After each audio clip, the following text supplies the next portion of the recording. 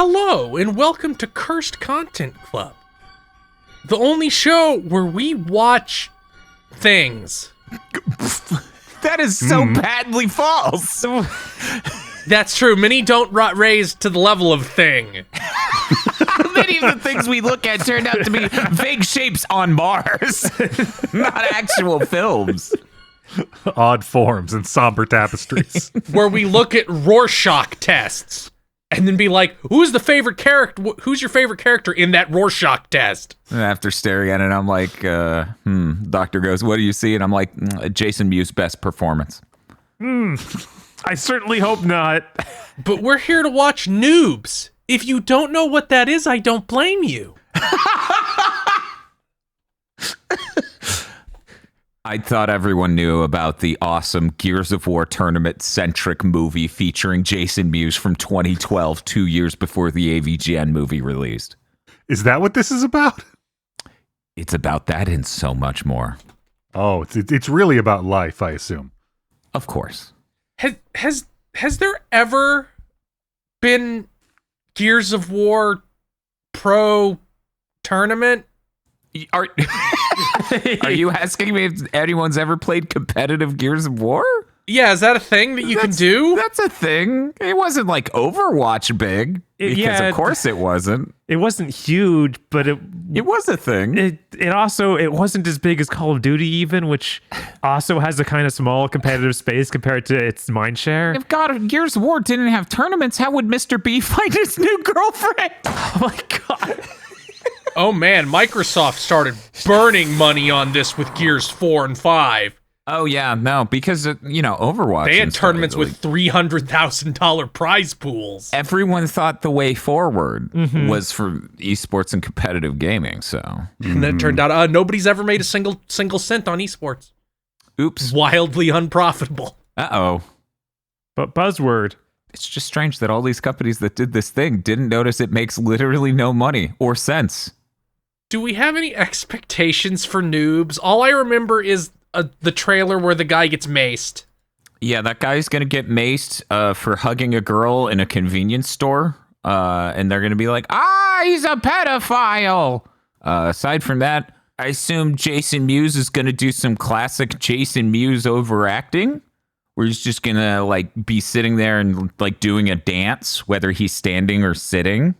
You know, the usual Jay and Silent. For anyone who doesn't know who Jason Mewes is, that's Jay from Silent Bob, Jay and Silent Bob. It seemed incomprehensible to me that he would ever be in a non-Kevin Smith thing. Yeah, this was in that era where I don't know if this is the direct result of Kevin Smith being angry at him for not quitting drugs or what. Will he be allowed to say Snoochie Boochies? Or is that Kevin licensed? Smith is in the window pointing till you fucking do it. I mean, Kevin Smith insists that he has never written, he wrote that because it was a thing he said. So, but I guess you still have the same right to say it. Well, do you have evidence that he said it and that wasn't a comical story that Kevin Smith told in a commentary track? I don't know. It seems like, let me see, Harry Weinstein has the rights. Harvey Weinstein has the rights to Snoochie Boochies. Uh-oh. ABC has the rights to Snoogans. I'm looking at this chart. It's very complicated. A lot of different parent companies own different versions. Jason Mewes basically doesn't have a self-image anymore. It's owned by everyone else. So there's going to come a point in this movie where they're like, say your famous line, and he's just going to be like, yeah. Because he can't say any of them, and it's going to be sad. No, I think this is, this isn't expectations for the movie, but I think it's very funny. This is closest we've ever gotten to doing a Kevin Smith movie on Cursed Content Club. That's bizarre. It's very interesting. Yeah, we're going to have to do Clerks 3 eventually. Oh God. Probably is the worst one. I regret everything I just said. Oh. Can't we watch Zack and Miri make a porno instead? Sure. Okay. Whew. I didn't want to go through Clerks 3 only twice. for context when we do Clerks 3 later. Oh, no. You know what? Fuck future Dan. I'll be dead before we watch that. Okay, I have a question. Does anyone expect a gamer montage in this? Some sort of mashing of buttons and zoom ins on faces? Oh yeah, there's got to have a training montage. That's Yeah, there's going to gamerly. have a training montage.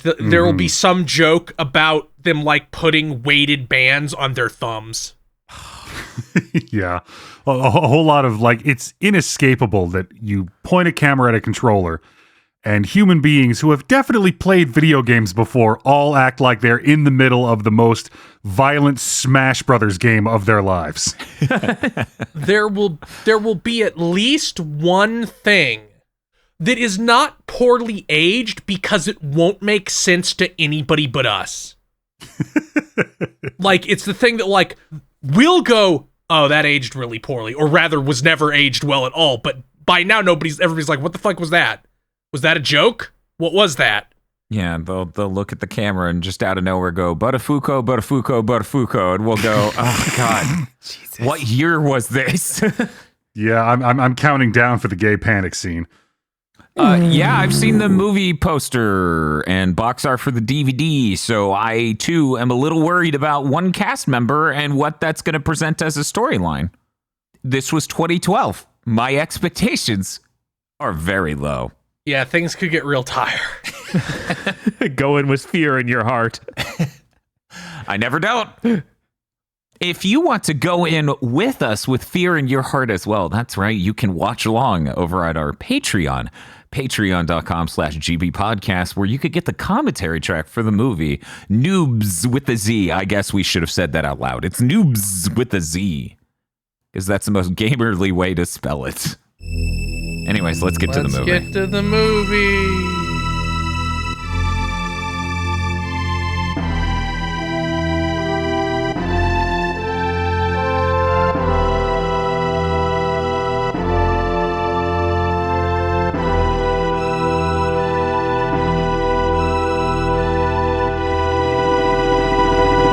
And we're back. I'm sorry. I'm sorry. I am sorry. I'm sorry. Dan should also be sorry because this was because of him. The bag in the fridge is labeled Dead Dove. What did you expect? It's Cursed Content Club.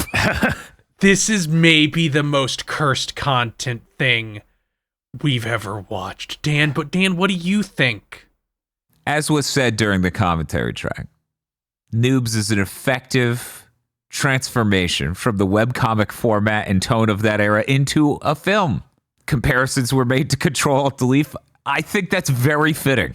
I think as such, it's maybe a useful tool for education purposes. And frankly, the movie's put together relatively professionally, which is kind of surprising given everything else about it. I'm only going to give it a -3. And I'll let someone else talk about the rampant misogyny. Weird to put those two so close to each other, Dan. Bob. It is just weird that it looks like a real movie almost, because we can't even find this in any. It's not on streaming in any normal way. No, this isn't. Like, you could buy the DVD from Walmart and it ships to you in a couple weeks. That's it, right? Right. Like, this doesn't seem like we got a real release, but it's filled with like real actors. Not like big actors, but they are actors who have been in other things. It's a bizarre nightmare and it sucks real bad. I'll give it a -4. Aggro. This thing is in no way enjoyable. This might be the longest "Am I right, fellas?" before a yawning chasm of silence I've ever experienced. But it is, I think, useful and interesting as a look into the mind of a man with either no self-awareness or concept of what other people could possibly think. -3. It wasn't movie-like enough to actually be good in any genuine way, and it wasn't hateful enough to be shocking and lurid. -4. Guess we have to get to our segments. Oh, God. Aggro. Who's the best character? The a gas station worker. Really? Who, when shit breaks down at his store, whips out his cell phone and says, "Hi, yes, I am an average white taxpayer. There seems to be something happening at this gas station and I'm just a bystander." Then they come back to him saying, "Yes, I believe in Jesus. Thank you. Bye." Yes. Then pulls out a baseball bat and in his regular accent accosts the person causing the disturbance. Or I guess in this specific instance, who is the victim of assault. Yeah, the victim of the disturbance. With the information he had. It's so strange. That scene is so strange. Mm-hmm. It's truly surreal. It is. Dan. I wanted to go bigger character, so I'm going to give it to Zelda Williams, who's playing Ricky. Ricky's performance is completely to what was ordered. Okay. Her acting's really great in a way that most characters in this aren't. She fulfills her role. Her role, tragic, frankly, but it is what it is. And frankly, she might have gotten off the best of any woman in this film. Because holy shit, every other woman transforms into the main character's girlfriend in another body. I believe it was Agro or Chris who said that, or it's just like, write a scene with a woman and it's not your nagging girlfriend, sir. No. Even the 8-year-old girl became that. It's really bizarre, but no, her acting was really good. I'm honestly shocked she was able to deliver on such terrible material. She's not a great character. I don't enjoy her, but this is best character in this film. So that's who I'm giving to Ricky. Bob. I'm going to give it to Billy Mitchell. I don't remember what he's called in this movie. Armageddon? Yeah, that's right. Yeah. The scenes with him had this incredible feature of not featuring the rest of the cast. He basically banished them frequently to just be on the screen instead. And that's pretty positive. Oh God, there's no one left. I could just start listing characters. What No, about please Hollywood's don't. mom? No, please. I'm going to pick Casper Van Dien. So the guy from Starship Troopers. Mm-hmm. Yes, the guy from Starship Troopers. who has two of the better jokes in the movie. One, get the hell off my property unless you're going to give me $30 for an autograph. And two, get over that movie. It was 15 years ago. License plate directly references the movie. What a terrible fucking movie. I don't know. Starship Troopers is fine. Fuck you. Fuck you, Dan. Worst character time. A veritable buffet. Dan, who's the worst character? Our main character. He's rotten. Yep. He's garbage. He's subhuman. He's everything that is terrible about every main character of a webcomic from that area turned into a single man. And this sounds like hyperbole, but it truly is not. You can literally get an idea for so many terrible MCs for webcomics of that era if you just watch this film. Every woman is evil and trying to destroy him. Every person who is slightly different, like, oh, you're a little gay? Now I will make every joke about how much you love dick. And we're all supposed to laugh over the notion that you love dick. You're a child and handicapped? My God, Easter Sunday's here. He's such a repugnant human being. And the guy who plays him isn't even good at acting. He has such a bizarre face. Like the whole movie I was like, surely he's been in something I've seen. I've seen this exact phenotype, but no. Mm-hmm. His expression stays so similar across so many scenes that I genuinely believe he is the human version of a webcomic artist reusing the same face over and over. His acting is so terrible, it yet again on a different level makes him perfect for that role. But I hate him. He's horrible, and I hate his performance. Aggro. I am going to have to go with the main character's by now ex-wife. Because they took what should be a stock character. And because of how terrible the main character is, had to warp her in response to try and be like a horrible bitch that's bringing him down while just listing things that are true and reasonable about the main character. It was jarring and dissonant, and any character that once I get what their deal is makes me just lose hope for the future is never a good time. I'm next. Adam Sessler. He's in this movie. Playing himself. And this isn't cheating with stock footage. He's real. He interacts with other characters and is perhaps part of one of the most panic-inducing frames I've ever seen in a film. Bob. We all know Cody's the actual winner. Like, obviously. So this is like, just, we have to go to backups now. Mm-hmm. And I'm going to choose the main character on their team who is a gay guy, because that's used to hang a whole litany of terrible jokes throughout the entire movie that never ends. Including, and if you have not seen the movie with us, this is going to shoot you like a shotgun shell to the chest, including his gamer tag that we cannot say. Yeah. Now imagine frag, as in what you do in first-person shooters or any video game, combined with a slur. And considering that the joke is that he's effeminate and possibly gay, I think you know which slur. And multiple characters call him that, just straight up, in this movie. What do you dislike about him, though? It's a mystery. Okay. Well, if you don't want to talk about it, then that's fine. I'm not going to force it. God. We get to move on to best scene now. There's very little nutrition in these gym mats. Oh God, I have to start. I have the most options and it still feels like there's nothing. The scene where they meet the actor from Starship Troopers because that has a joke. Mm-hmm. Yeah, the only genuinely funny thing in the movie. Incredible. Yes. I'm going to be stealing that, so that. Have fun, Bob, with the wasteland. It's okay. We have the only other scene we've talked about, the one where the main character gets maced, tased, and then, well, not hit with a baseball bat, but threatened with one at least. Yeah, and he gets knocked over into a pile of soda cans, Yes. which is one of my favorite things to do in a convenience store. Of course. He gets knocked through a pile of empty cardboard boxes that have like 5 cans in them because his ass would not have knocked over that tower of 12 packs. No, he broke one of the cans when one of the 12 packs fell over. And I was just a couple of them were real, but those were not all real. That's great. He would just collapse with all his bones broken. Dan. Oh, this is easy.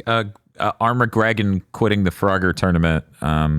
That scene had to happen in this movie, and then it did, and it was pretty, honestly, one of the best scenes in the movie.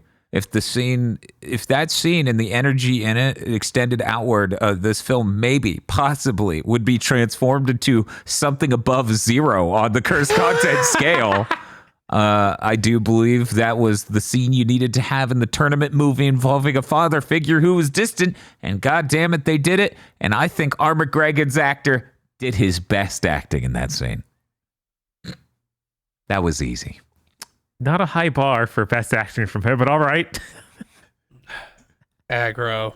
The best scene in this movie is the very first "Where Are They Now" title card. When it turns out the guy who was used as a vehicle to deliver and everything worked out for this guy anyway is just ripped out from under him. I love this scene because it is a well-delivered and good joke that isn't at the expense of anybody other than this horrible, horrible piece of shit. And B, I got to experience the emotional lift of going from, oh my God, it's just we're handing him a happy ending for no reason that he didn't earn, to yes, I get to watch the universe take something away from this piece of shit.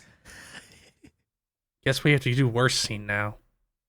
That'll be easy. Bob, what's the worst scene? Oh, there's too many now. Right? Oof. Man. I think the first scene where we know that there is nothing redeemable in this movie is very near the beginning. It's when the main character's wife leaves him. And we already went over how she's been bent into some weird, like, abstract version of that character to be extra evil, even though what she's saying is completely reasonable. But then she references having a psychic she calls to get her information from. Yeah. Yeah. No, it makes no sense and does nothing but illustrate, the main character does suck in every way, and we are pretending he does not, and we are going to keep following him. He will never learn anything. So yeah, that was the worst scene. God, there's so many options. I'll have to pick the opening scene. Not the very first scene, but the scene where they go through the team. Because that is the moment where you truly understand what the rest of this movie's going to be. It's like there might technically be worse things after you get showered in viscera, but once that happens, you can kind of brace for it. You kind of know what's going on. Yeah, it's the scene where we find out his gamer tag. Yep. Yep. Not that any of the gamer tags are good. One is Predator, I think. Yep. And then another character's is Rumple Foreskin. Mm-hmm. Aggro, what's the worst scene? Near the end of the film, the I guess brunch scene at the hotel that is clearly just them riffing, sitting around a table, because it has nothing to do with the rest of the movie. They're acting in ways completely separate from and that don't make sense to their characters. There's no part of this that like furthers the plot, and it's just main guy being uselessly shitty about Hollywood's mom for no fucking reason. And it's shitty because it's a bad scene. It doesn't need to be in the movie. It's a weird tone shift. The way it's shot is awkward, and it demonstrates that this really is just who this guy is. He got degrees meaner because he's going off the top of his head, and he's just a piece of shit, and this is what he thinks humor is. And I didn't like being introduced to or having it reinforced to me that, yeah, that is who this asshole is, and he got to be out here living his best life and making a real movie. He didn't deserve this chance. He didn't. He's awful. Fuck him. Well, that's it. You sure about that, Chief? Fine, Dan.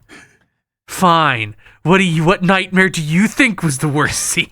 I mean, I can literally choose any scene at random, and no one's going to be able to It's be true. like, "Damn, that wasn't the worst scene." So, milkshake. It's true. I'm just going to say milkshake, and I'm going to leave it at that. Oh, That's what I'm the gonna character though, Dan. You can't just. Their introduction scene. Okay. Because it was very, very, very obvious what you do in the strip club environment with a character named Milkshake, and then you have the events play out as they do with the medically enfeebled gamer. That is just what happens in these sorts of things. Our writer, director, main character didn't even want to be in the scene, so he wrote himself into drinking in his car. God. If only Kirk Cameron could have shown up to teach him the true meaning of Christmas. Or misogyny. I think he knows that pretty well. That's true. I mean, that is why he left the strip club. He saw too many women, and he started getting pissed as hell. We should have seen his view of like they all start naking him. It's like that didn't happen, dude. It literally becomes like a 7th gen video game. It's got like weird yellow filtered stuff, and it's Ripley. And there's a heavy vignette, and he's like, "Oh, the Joker gas makes me see. It makes me see my girlfriend everywhere." I honestly kept thinking like that would be a fascinating direction to take this movie, because this movie, it doesn't make any sense. Like you wrote your movie wrong. All of the characters are wrong. So it had to be the setup for some fascinating twist in the second act that never happened. Yeah, that would How be is nice. Jason Mewes the best character, like the best person in this movie? Like you've seen guys go on a road trip to do a thing movies. He's supposed to be the one that's a bad influence on the main character, that the main character outgrows the influence of when he learns a lesson and gets his woman back. Uh-huh. And yet somehow, literally nowhere near how that played out here. No. Some might say it's brilliant because it subverted your expectations. Possibly the most 7th gen movie. Jesus. If only there was a wifant at the beginning, like so many 7th gen video games. Instead, we just have marital problems. Does anybody have any last words about Noobz? This movie is not. I mean, it's a little bit a product of its time, but even back then, this would have been foul. Yeah. I think this will do a fantastic job raising up the Ego Raptor YouTube Red series that's also about competitive gamers. I don't want to be the tester. Yeah, Dan is a guy who's like, this didn't kill me, so I better find something that might. Yeah, that's fair. Yeah. There's got to be something worse than the 2010s. I'll find it. Ooh, the YouTube Red 2017s. I'm just saying, YouTube probably wouldn't let him get away with a gamer tag like that. So Yeah, probably not. No, probably not. Instead, it will just be really uninteresting. do you think Zelda Williams will be in it? Probably. That Wow. wouldn't surprise me. I don't want to watch a good game, Dan. You don't? No. Oh, Bob, do you? Not really, but we'll see. I mean, the show's called Cursed Content. We shouldn't be watching what we want to watch. That doesn't make any sense. This month's executive producers for GigaBoots are Spaceman Spiff, Red Blaze 27, Cooper Tank, BN12, Rado, and Virvarm. Thank you very much to our executive producers, and also these guys. If you want to become an executive producer or normal patron, you can head on over to patreon.com/gigaboots today.